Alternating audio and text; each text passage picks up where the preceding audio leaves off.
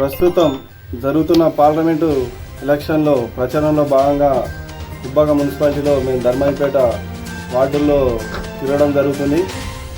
తిరుగుతుండగా ప్రజలంతా వాళ్ళు చెప్పడం ఏంటంటే, ఈ కాంగ్రెస్ ప్రభుత్వం వచ్చాక మాకు ఏ పథకాలు సరిగా అందట్లేదు, కరెంటు సరిగా రావట్లేదు, ఆ రైతులకు ఆ కాలువల నీళ్లు కూడా సరిగా రాలేదు, మా కళ్యాణ లక్ష్మి కూడా పెండింగ్ ఉన్నాయి, అవి రావట్లేదు, తులం బంగారం ఇస్తాను అది కూడా రావట్లేదు, మాకు మళ్ళీ ఆ కేసీఆర్ ప్రభుత్వం అంతే బాగుంటుండే అని చెప్పుకుంటూ ఇప్పుడు మాత్రం పార్లమెంటు ఎలక్షన్లో ఎంపీ అభ్యర్థి వెంకటరామరెడ్డి గారిని మేము గెలిపించుకుంటాం, కేసీఆర్కు అండగా ఉంటాం, మళ్ళీ కేసీఆర్ ప్రభుత్వం అయితే మేమందరం బడుగు బలహీన వర్గాలు మేము పథకాలతోటి ఆయన పెట్టిన పథకాలతోటి బాగుపడతామని చెప్పడం జరుగుతుంది.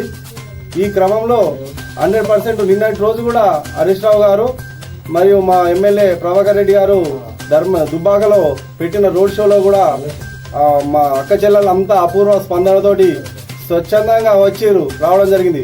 వాళ్ళకు కూడా హామీలు చాలా ఇవ్వడం జరిగింది. కాంగ్రెస్ ప్రభుత్వం ఏంటంటే మహిళలకు ప్రతి నెల 2500 కానీ లేకపోతే పింఛన్ 4000 చేస్తా అన్నాడు. అది ఏలే ఇది ఏలే, నెల రోజులు దాటింది, ఇప్పటికి 100 రోజులు కూడా దాటింది. ఈయన చెప్పుడు మాటలకే ఉన్నాడు కానీ వీళ్ళు ఏం చేసేది లేదు.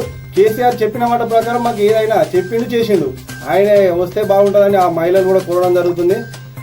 100% మేము మా ఎంపీ అభ్యర్థి గెలవడం ఖాయమని చెప్తున్నాం. జై తెలంగాణ. మన ఎంపీ అభ్యర్థి వెంకటరామరెడ్డి సార్ గారు మన గవర్నమెంట్లో కలెక్టర్గా పనిచేసినప్పుడే ఆయనే ప్రజలకు అందుబాటులో ఉండి చాలా సేవ చేయడం జరిగింది. మేము ప్రత్యక్షంగా చూసినాం. ఏంటంటే మా ధర్మాయిపేటలోనే ఒక మన పద్మశాలి ఆత్మహత్య జరిగితే వాళ్ళకు వాళ్ళ సొసైటీ నుండి వచ్చిన మన ఏంటంటే ఆ ఇన్సూరెన్స్ పేపర్ ఉండడం వల్ల దానికి వాళ్ళు అప్పుడు ఏమి ఇవ్వలేదు. కానీ మేము ఆయన దృష్టికి తీసుకుపోయి అన్న ఇట్లా జరిగిందని సార్కు చూపిస్తే వెంటనే అక్కడే 1,50,000 చెక్కు రాసి మా చేయికి అందించడం జరిగింది. మేము తెచ్చి ఇక్కడ వాళ్ళ ఇంటికి ఇచ్చాము.